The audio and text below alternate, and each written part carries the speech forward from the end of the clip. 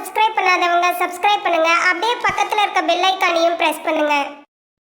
கடகம் ராசி காலச்சக்கரத்தின் 4வது ராசி கடகராசி. கடகராசியை பொறுத்த வகையில் பார்த்தீங்க அப்படின்னா கிரகநிலைகள் இந்த கார்த்திகை மாதத்தில் எப்படி இருக்குது அப்படிங்கிறத முதல்ல பார்த்துரும். இப்போ கார்த்திகை மாதத்தில் கிரகநிலைகள் எப்படி இருக்குன்னா, உங்களுடைய ராசிக்கு 2ஆம் இடத்துல கேது பகவான், 8ஆம் இடத்துல ராகு பகவான் இருக்கக்கூடிய ஒரு அமைப்பு. அடுத்து ராசிக்கு 4ஆம் இடத்துல பாருங்கள், உங்களுடைய ராசிக்கு 4ஆம் இடத்துல சுக்கிர பகவான் ரொம்ப அம்சமாக இருக்கிறார். ராசிக்கு 4ஆம் இடத்துல சுக்கிர பகவான் ரொம்ப அற்புதமாக ஆட்சி பெற்று இருக்கிறார்.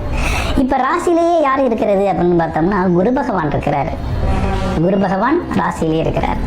அப்போ உங்கள் ராசிக்கு 5ஆம் இடத்துல பாருங்களேன், செவ்வாய், சூரியன், புதன் அப்படிங்கிற 3 கிரகங்கள் இருக்குது. அப்போ சூரியனும் சேர்ந்து இருக்குது. ஓகேங்களா? சூரியன் அப்படிங்கிறது சூரியன் ப்ளஸ் செவ்வாய் சேரையில் பார்த்தீங்கன்னாக்க அது ஒரு விதமான யோகத்தை தரும். அது மட்டும் இல்லாமல் உங்களுடைய ராசிக்கு பார்த்தோம் அப்படின்னு கேட்டிங்கனாக்க 8ஆம் இடத்துல ராகு பகவான், 9ஆம் இடத்துல சனி பகவான் இருக்கக்கூடிய ஒரு அமைப்பு அப்படிங்கிறது ஏற்பட்டிருக்கு. இப்படி இருக்கக்கூடிய இந்த காலகட்டத்தில் என்னென்ன விஷயங்களை நீங்கள் எதிர்பார்க்கலாம்?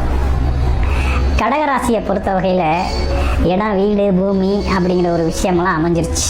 கடனை வாங்கி பண்ணியாச்சு, வீடு கட்டியாச்சு, கடனை வாங்கி பண்ணியாச்சு. இப்போ கடனை கட்டணும் அப்படிங்கிற ஒரு சூழ்நிலை அப்படிங்கிறது வந்துருச்சு.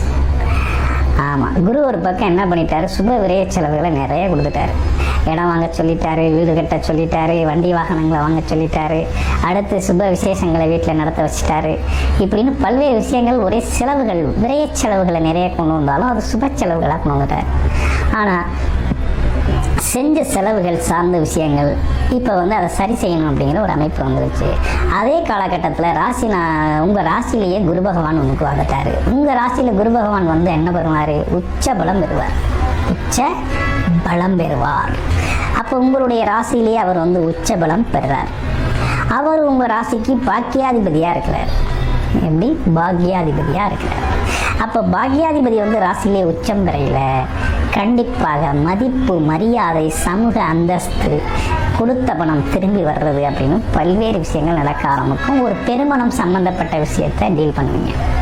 அது உறுதியாக கிடைக்கக்கூடிய ஒரு அமைப்பு அப்படிங்கிறது உங்களுடைய பிறப்பு ஜாதகத்தில் நல்லா இருந்துச்சு அப்படின்னா நல்லாயிருக்கும். அடுத்து பாருங்கள், உங்கள் ராசிக்கு 2ஆம் இடத்துல இருக்கக்கூடிய கேது பகவான். என்னதான் இருந்தாலும் குடும்பத்தில் ஒரு நெச்சுன்னு ஒரு சூழ்நிலை கொஞ்சம் சரியில்லாமலே போகும். நீங்கள் ஒன்று சொல்ல, பார்ட்னர்ஸ் ஒன்று சொல்ல, அப்படி மாறி மாறி போகக்கூடிய ஒரு அமைப்பு அப்படிங்கிறது இருக்குது. சரி, ஓகே. அடுத்து உங்களுடைய ராசிக்கு பாருங்களேன், ராசிக்கு 4ஆம் இடத்துல சுக்கிர பகவான் ஆட்சி பெற்று வலுவாக இருக்கிறார். அப்போ இடம், வீடு சம்மந்தப்பட்ட, பூமி சம்மந்தப்பட்ட விஷயங்கள், அது மட்டும் இல்லை வண்டி வாகனங்கள் மாற்றிக்கிறது அப்படிங்கிற ஒரு விஷயங்கள், பணம் சார்ந்த விஷயங்கள் இந்த இடத்துல சிறப்பாக செயல்படக்கூடிய ஒரு அமைப்பு அப்படிங்கிறது உங்களுக்கு நல்லா இருக்குது.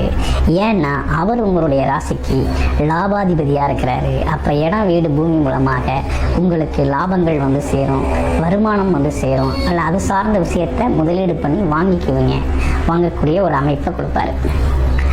அதே நேரத்தில் உங்கள் ராசிக்கு 5ஆம் இடத்துல யார் இருக்கிறது? செவ்வாய் பகவான், பாக்யாதிபதி, பாக்கியஸ்தானத்திலே ஆட்சி பெற்றிருக்கிறது. அதோட சூரியன் ராசிக்கு 2 குடையவன், ஜனாதிபதியும் சேர்ந்திருக்கக்கூடிய இந்த அமைப்பு அப்படிங்கிறது கண்டிப்பாக வருமானம், தொழில், வேலை, தொழில், வருமானம், அதிர்ஷ்டம் அப்படிங்கிறது உறுதியாக உண்டு.